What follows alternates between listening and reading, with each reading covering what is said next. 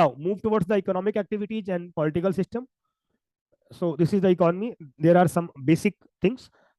This is in detail. So their major occupation was agriculture. They also doing trade and commerce, import and export, because they produce various products. They can be agricultural or agro products also. Harappa persons was the first human who produced cotton. Okay, so the importance of trade in the life of Indus people is witnessed by the presence of numerous seals. Seals means various stamps. When they make import and export with other countries and civilizations, so obviously they have to take care with identification. So they just make their stamps on their goods. So these are known as seals or stamp.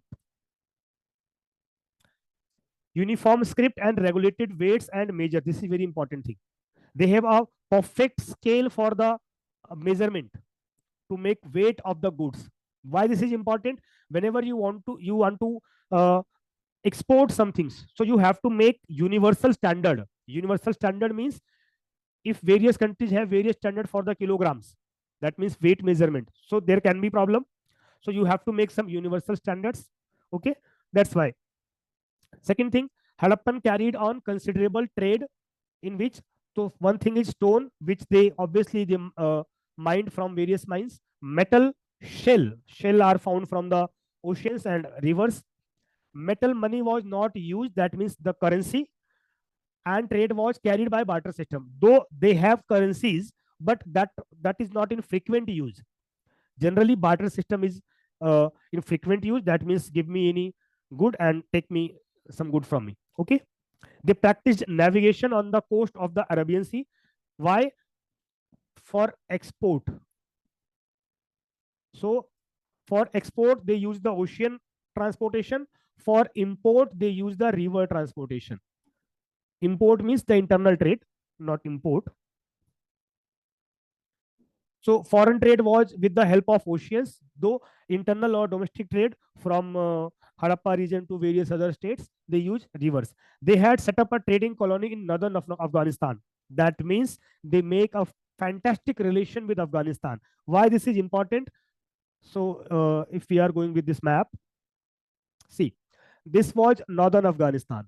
They developed their colony here. You can say an embassy. Embassy, yes.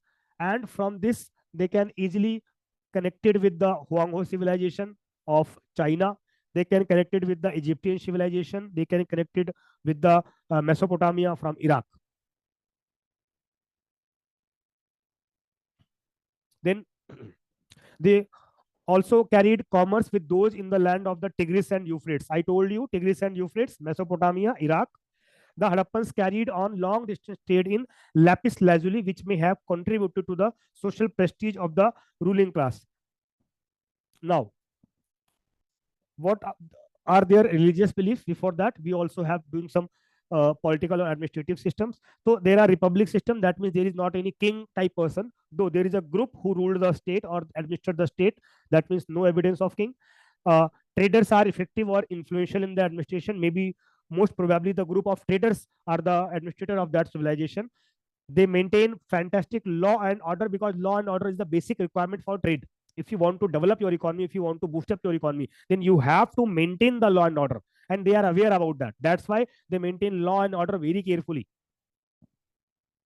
Then there are twin capitals, economic centers. One is Harappa, second is Mohenjo-daro. Both these cities are far from each other, but they are connected from the Indus River. One is on the northern Indus River, second is on the southern Indus River. You can see in this map.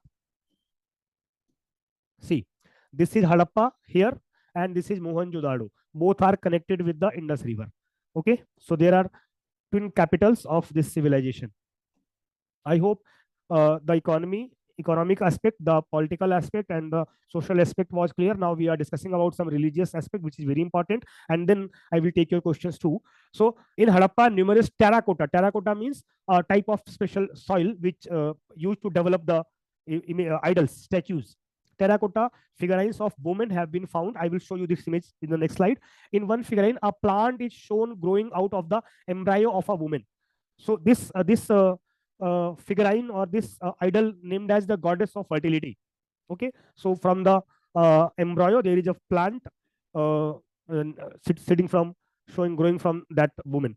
Just like if you saw an image of Lord Vishnu, so in some images there is a plant growing from his the abdominal part, and in the lotus the Lord Brahma sitting at there.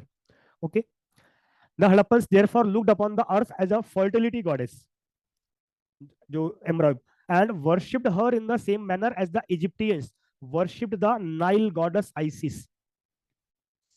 In Egyptian civilization, there is a goddess named Isis, Nile goddess. In Nile civilization or Egyptian civilization, Isis. So the pattern are same. They both are worship the nature, or we can say mother goddess. Then there is also a male deity found on a seal. I will show you the image. The male deity is represented on a seal with 3 horned heads, represented in the sitting posture of a yogi. Just give me a second. This is known as the Pashupati Mahadev, or the proto version of Lord Shiva. See, this is the seal, a stamp found. Here is a person sitting in yogi position. This is his head. This is 3 horn he weared. There are 4 various animals who surrounded himself from 4 sides. Here, this is rhino. You can see this is buffalo. This is tiger. This is elephant. And near about his front, there are 4 deer sitting. So this person is in yogic position in meditation. He also performed an asana named Mool Bandhasana, though this is not important. But okay, you thought why this is broken from? So the seal found is in this mode. Then this is the lady figurine. This is the fertility goddess fertility. So their image, the idol was broken in various parts. They try to make a. Here you can see an elephant, a tiger, a rhinoceros, and has a buffalo below his throne. At his feet appear 2 deers. The depicted god is identified as Pashupati Mahadeva. Presently, there is a great temple named Pashupati Nath Temple in Nepal, Kathmandu, the Shiva temple. Okay, so maybe they are deity of Shiva. Numerous symbols of the Phalus and female 6 organs, or that we can say the Linga Puja, that's Shivalinga. So Linga Puja. The people of the Indus region also worshipped nature in the form of trees and animals. They worshipped the people tree, they worshipped the cow, they worshipped humped bull. Okay, the most important of them is one horned unicorn, which may be identified with the rhinoceros, and the next important was the humped bull. I told humped bull they worshipped, and rhinoceros. Then amulets also found in large numbers. So this is the religious belief, though there is not any symbol of proper any worship place or temple like structure. We didn't found any like temple like structure or any worship place structure, but these things are providing glimpses about their religious beliefs. Okay, I hope you all are clear. If any confusion, let me know. If everything is clear, give me a message, yes sir, clear, then we will move forward. Okay, make comments, make comments.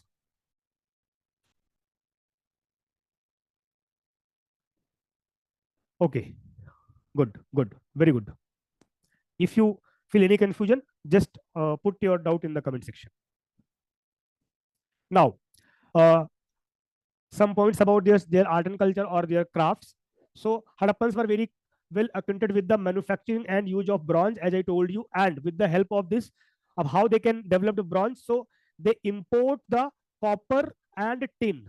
Copper from Khetri copper mines. Khetri is a place in Rajasthan. Okay, so they import, or we can say they used copper from Khetri mines, and they import the tin from Afghanistan. And after merging of these 2 metals, they developed bronze. Their textile impression was fantastic. They have formed various objects. Huge brick structure suggests that brick laying was an important craft to develop the brick. Okay, and obviously they use this brick for export also. This also attests the existence of a class of masons who developed these all things. The Harappans practiced boat making, bead making. Bead means the particular object from which we developed a garland or like these things. And seal making, as I told you, terracotta manufacture was also an important craft. So this developed from terracotta. This is a terracotta figurine, terracotta idol. This is seal. Okay, so obviously when they develop these all things for themselves, they can also develop these all things for others also too. They export these in big numbers.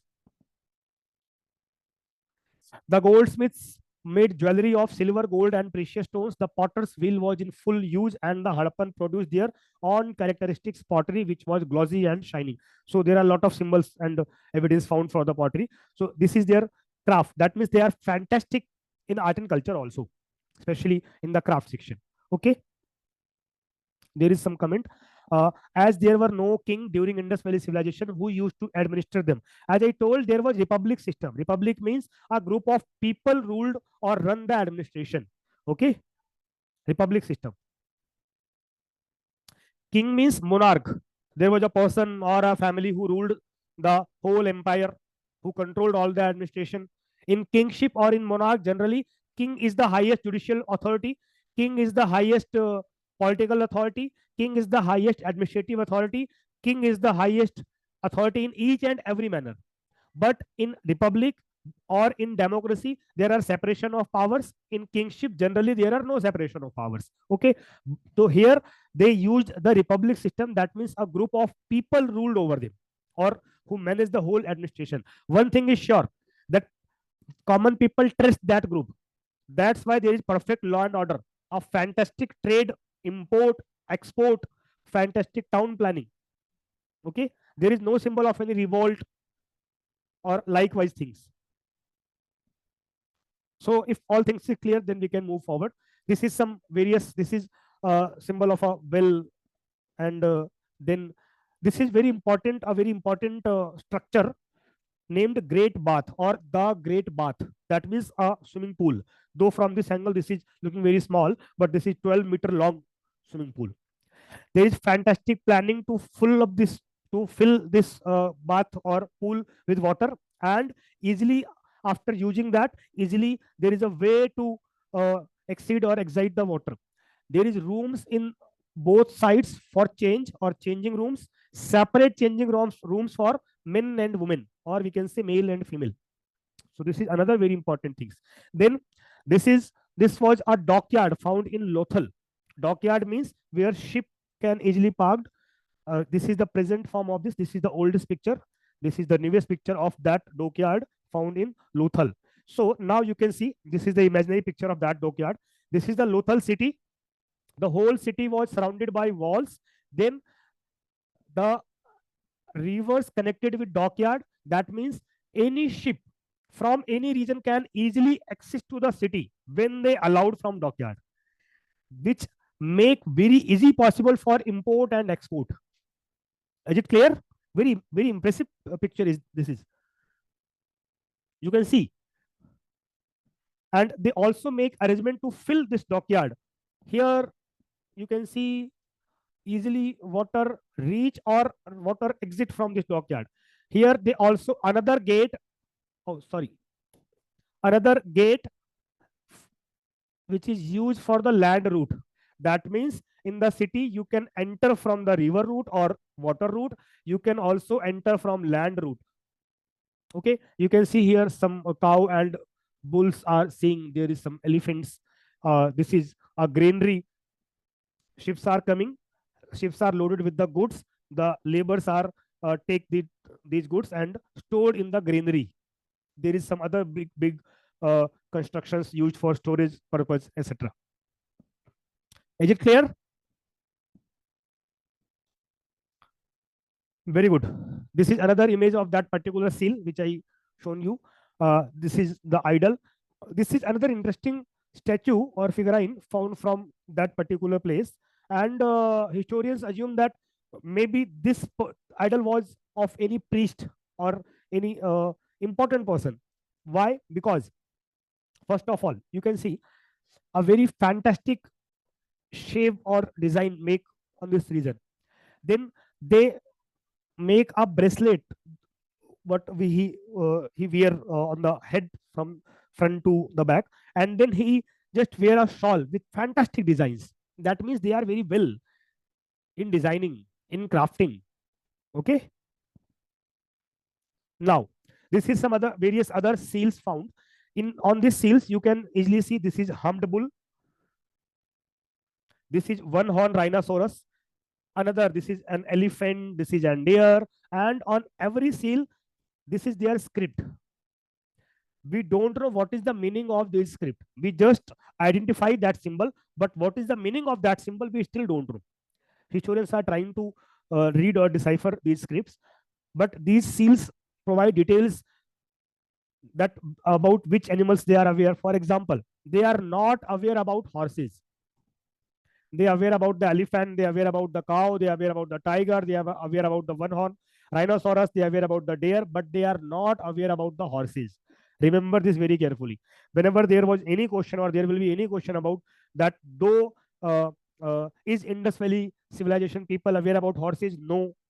Clear cut, no, they are not aware about the horses. Okay. This is an figurine of a dancing girl. You can see she wears bangle in their wrist and the upper hand also. She wear ornaments.